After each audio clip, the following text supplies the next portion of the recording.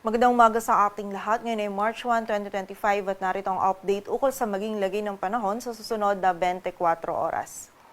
May kita natin ngayon dito sa ating satellite animation itong mga kaulapan sa silangan ng Eastern Visayas kung saan itong mga kaulapan nito ay dulot ng shear line na nakakaapekto pa rin dito sa may silangang bahagi ng Visayas at Mindanao. So patuloy pong pag-iingat para sa ating mga kababayan dyan sa posibilidad pa rin ng mga pagbaha at pagguho ng lupa. Samantalang Northeast Monsoon o amihan naman ay nakakaapekto pa rin sa malaking bahagi ng Luzon kung saan magdadala pa rin po ito ng malamig na panahon lalong-lalo na dito sa area ng Northern Luzon. And sa kasalukuyan ay wala po tayong minomonitor na bagyo or low pressure area na maaari makaapekto dito sa ating bansa.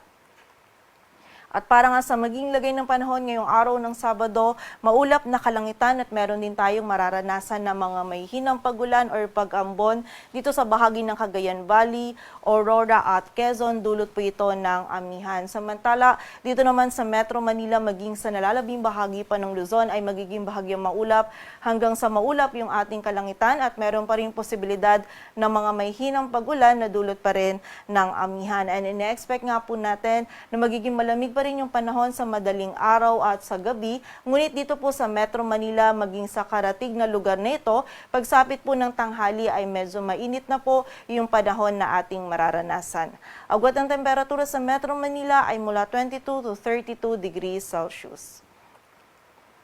Samantala sa bahagi naman ng Visayas at Mindanao ngayong araw, ay magiging maulap po yung kalangitan at mataas din yung tsansa ng mga pagulan, pagkidlat at pagkulog dito yan sa bahagi ng Eastern Visayas, Caraga at Davao Region, dulot po ito ng shear line. And ngayong umaga, yung mga pagulan na mararanasan natin dito sa ilang bahagi ng Eastern Visayas ay posible pong maging katamtaman hanggang sa kung minsan ay mga malalakas na pagulan na maaari po magdulot ng mga pagbaha at pagguho ng lupa. So pag-iingat pa rin po para sa ating mga kababayan. Samantala sa nalalabing bahagi naman ng Visayas at Mindanao ay magiging bahagyang maulap hanggang sa maulap din yung ating kalangitan at meron tayong mararanasan lamang ng mga isolated na mga pagulan, pagkidlat at pagkulog, dulot naman ito ng mga localized thunderstorms. Agwat ang temperatura sa Cebu ay mula 25 to 30 degrees Celsius at sa Davao naman ay 24 to 30 degrees Celsius.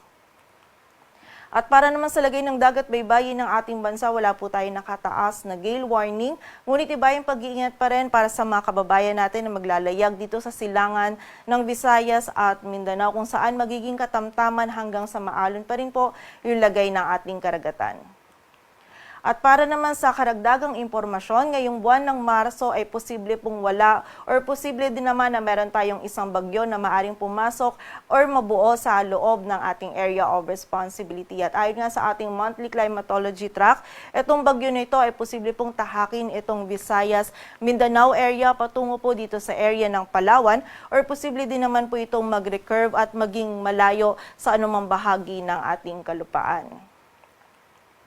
Dito sa Metro Manila, ang araw ay sisikat mamayang 6:30 ng umaga at lulubog mamayang 6:04 ng hapon.